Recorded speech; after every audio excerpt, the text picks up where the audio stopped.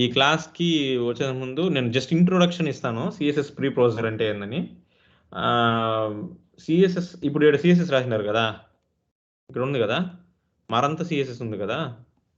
So ఇదే CSS pre processor అంటే మనకి చాలా విషయాల నుంచి సింప్లిఫై చేస్తుంది, ఇంకా నీట్గా షార్ట్గా రాసుకునే మరి ఉంటాయి, కొన్ని స్పెషల్ ఫీచర్స్ ఉంటాయి అట్లా. ఓకేనా, చూడండి.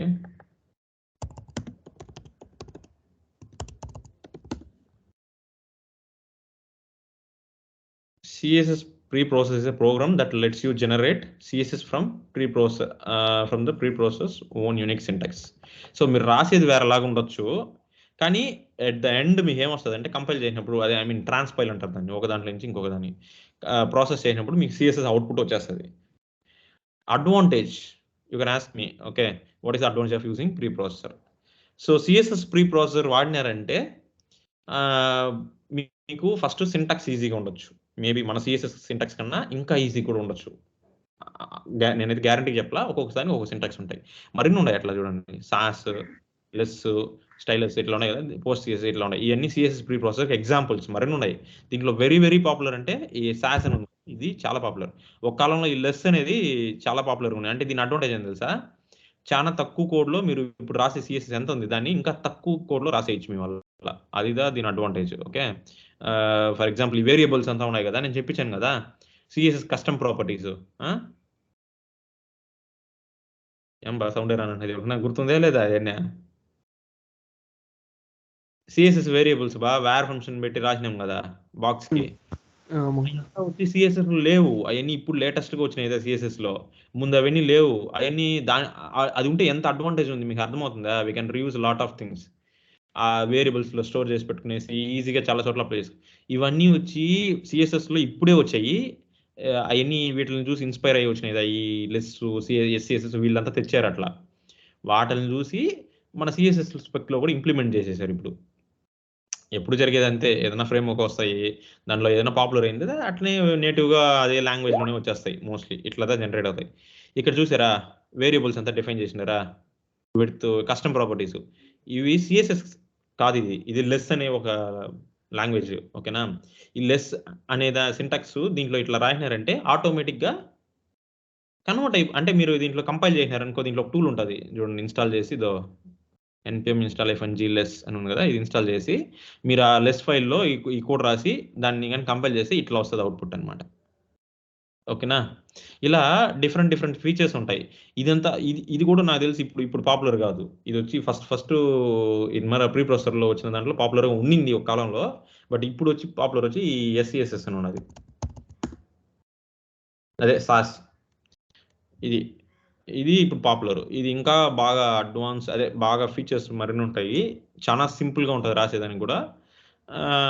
ఇవన్నీ అడ్వాంటేజెస్. ఓకేనా, సో జస్ట్ ఎక్స్ప్లోర్ చేయండి ప్రీ ప్రాసెసర్ అంటే ఏంది, దీన్ని బట్టి ఏం చేయొచ్చు అని చెప్పేసి. ఫర్ ఎగ్జాంపుల్ ఒక చిన్న ఇది మనం చేసి చూడాలనుకుంటే ఒక సింపుల్ ఎగ్జాంపుల్ చేసి చూద్దాం.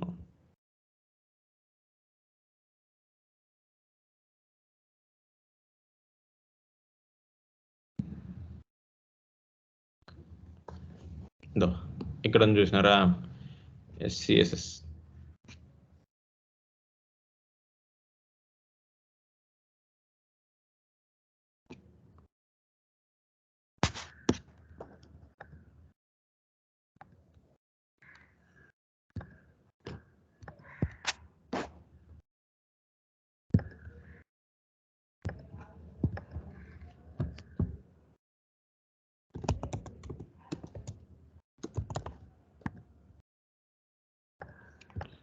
ఓకే, ఒక SCSS ఫైల్ క్రియేట్ చేసి నేను కంపైల్ చేసి చూపిస్తాను.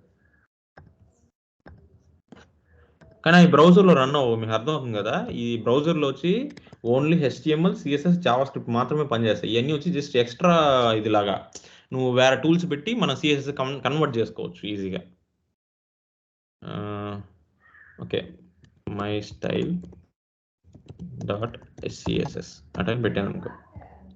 ఓకే, సో ఇప్పుడు నేను కొంచెం CSS, మనం ఫర్ ఎగ్జాంపుల్ వచ్చి ఈ ఫైల్లో ఒక CSS మనం అప్లై చేద్దాం అనుకుందాం. దేనికో కంటైనర్ రాసినాం కదా, యాప్ కంటైనర్ ఒక చిన్న ఎగ్జాంపుల్. ఇప్పుడు నేను యాప్ కంటైనర్లో ఉండే వెల్కమ్ సెక్షన్కి బ్లూ కలర్ అప్లై చేయాలి బ్యాక్గ్రౌండ్. ఎట్లా రాస్తారు కోడ్ దీన్ని సిఎస్ఎస్లో? చెప్పండి బా. వెల్కమ్ సెక్షన్ బ్యాక్గ్రౌండ్ కలర్ ఇచ్చేయాలి. వెల్కమ్ సెక్షన్ అదే వెల్కమ్ సెక్షన్ కూడా కాపీ చేసుకునేసి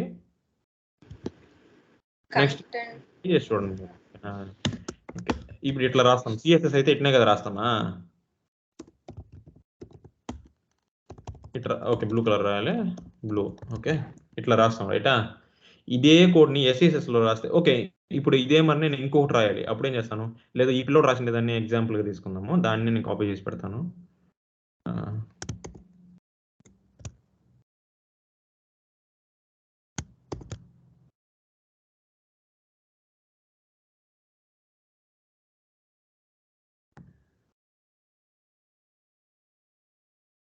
ఇక్కడ link okay.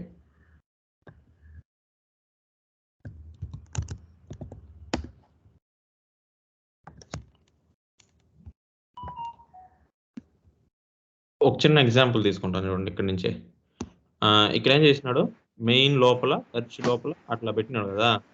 Okay, let's take this code. లేదు, ఈ 2 లైన్ కూడా తీసి ఇప్పుడు మెయిన్ లోపల ఉండేది అట్లా అని చెప్పి ఇట్లా రాయాలి. ఇది కూడా మెయిన్లోనే ఉందనుకుందాం. ఇట్లా రాయాలి కదా, ప్రతిసారి మెయిన్ మెయిన్ మెయిన్ అనేసి రాయాలి కదా. ఇదే ఎస్సిఎస్ఎస్లో ఇంకొకటి చెప్తాను చూడండి. ఎస్సిఎస్ఎస్లో ఇంకొక అడ్వాంటేజ్ ఏం తెలుసా?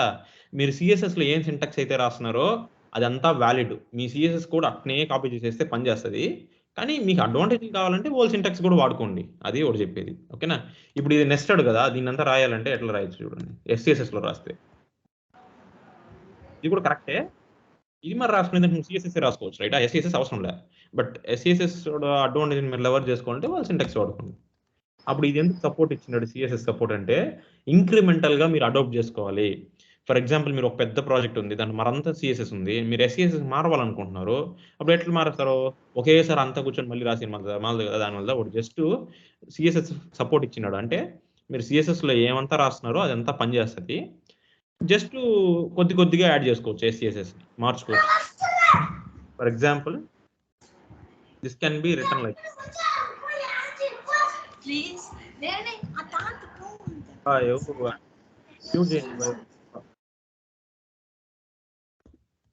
ఓకే.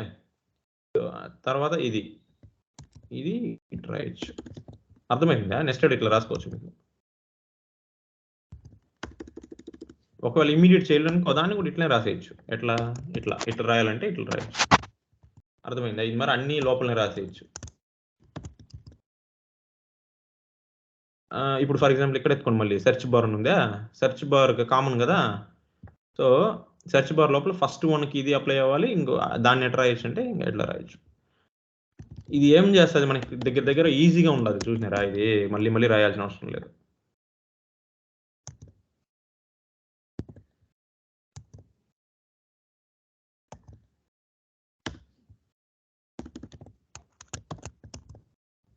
ఓకే, ఇట్లా రాయొచ్చు దీన్ని. ఇప్పుడు మనకి చూసేదానికి ఈజీగా ఉంది రైట్. ఒక దాని లోపల ఓకే, దీని లోపల ఇది ఉంది, దీని లోపల ఇది ఉంది అని క్లియర్గా అర్థమవుతుంది. ఇప్పుడు దీన్ని కంపైల్ చేస్తే అవుట్పుట్ ఏమొస్తుందో చూద్దాం చూడండి. కంపైల్ ఎట్లా చేయాలి అది కూడా స్టెప్స్ వచ్చి వాళ్ళు సైట్లో పోయి చదివితేనే మీకు అర్థమవుతుంది. ఓకేనా? జస్ట్ చదవండి, హలో వరల్డ్ మరదా జస్ట్. ఇప్పుడు నేను చేసి చూసినది ఒక చిన్న సింపుల్ అయిన థింగ్ రైటా. ఇదేదో ఇన్స్టాల్ చేయాలని చెప్పినారు చూడండి. సిఎల్ఐ సాస్ సిఎల్ఐ ఉంది. నేను ఇన్స్టాల్ చేసి తర్వాత మనం కంపైల్ చేసుకోవచ్చు ఆ ఫైల్ని. ఓకేనా? సాస్ ఆ సోర్స్ ఫైల్ పాతిస్తే కంపైల్ అయ్యి అవుట్పుట్ వచ్చేస్తుంది. నేను ఇప్పుడు ఇది కంపైల్ చేస్తాను. ఇది ఇన్స్టాల్ చేసుకోవచ్చు, నేను నేరుగా కూడా ఎగ్జిక్యూట్ చేసిలేండి అట్లా.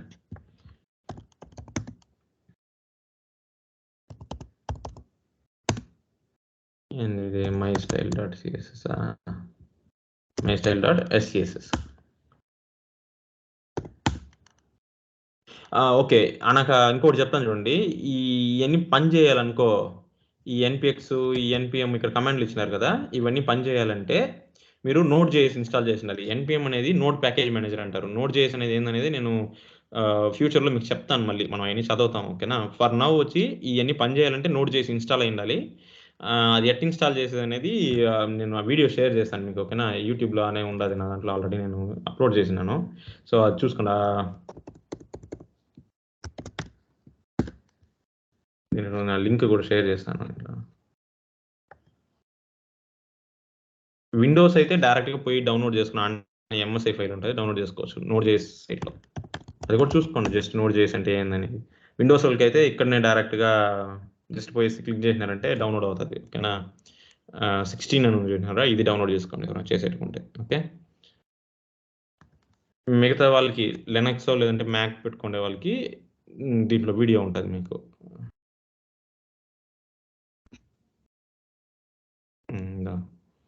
దీంట్లో ఇన్స్టాలేషన్ వీడియో ఉంటుంది, నేను అది షేర్ చేస్తాను. I guess welcome back to okay. NVM అని ఒకటి ఉంటుంది, దాంట్లో ఇన్స్టాల్ చేయొచ్చు.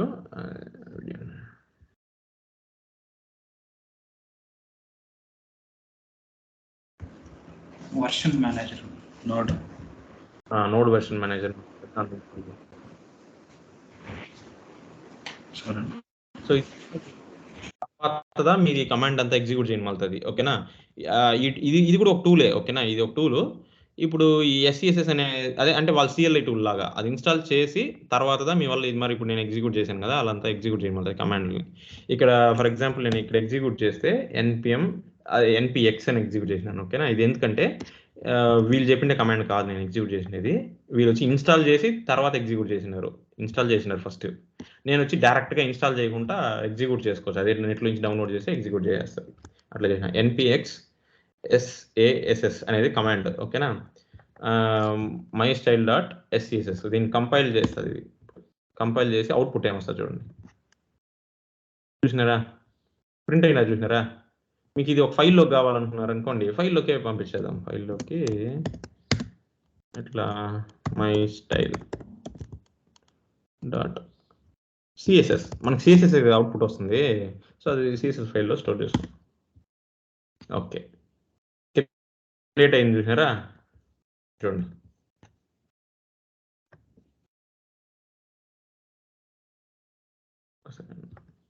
ఓకే